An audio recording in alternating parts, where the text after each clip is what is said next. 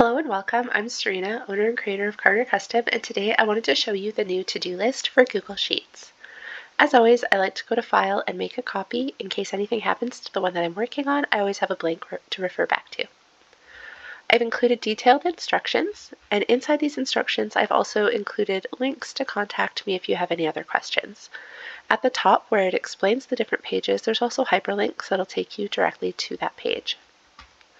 When you're done with the instructions, you can right-click and delete, or you can hold your cursor and you can drag it to the end so that it's not showing up first.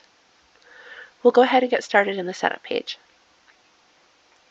Here you can choose your month, manually enter your year, and then choose if you want your calendar to start on Sunday or Monday. Next, you can customize the different tabs. You can customize the different categories, so maybe these do not apply and you want to use different categories. You can customize your priority level, so maybe you would like the different priority levels to have different names. You can also customize your status, so whether you've started a project, are currently working on it, it's paused or canceled. And then you can also change your progress, so complete, pending, or total tasks, and these just change different aspects of your to-do list. We will hop into the to-do list and take a look.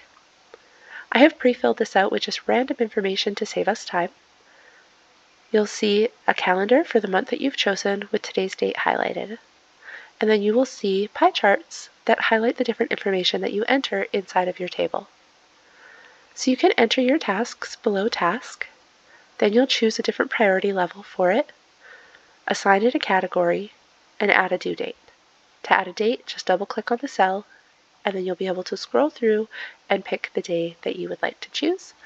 And then you can choose a status. The information below progress will automatically update based on the other information that you have entered. And when you've completed a task, you simply check it off and it will mark it as complete for you. Hello. Now along the left for the pie charts, you will see your task total, how many you have left to do and how many you have done, as well as a pie chart also reflecting that information. You will see the different priority levels and how many tasks you have assigned to each, as well as a pie chart showing the balance between that. And the same goes for your categories. You will see the amount of tasks that you have assigned to each category, as well as be able to see a pie chart that shows you the different balance between those. And then lastly, you will see a progress chart, so telling you how many you've not started, have ongoing, or canceled. There's no pie chart for this, as I feel the information there is all relevant. Next, we'll take a look at the calendar. You do not need to change any information on here. It is simply for viewing. Today's date will also be highlighted on the calendar, and this will automatically change every single day for you, and then it will show you the different tasks that you have assigned to the different days.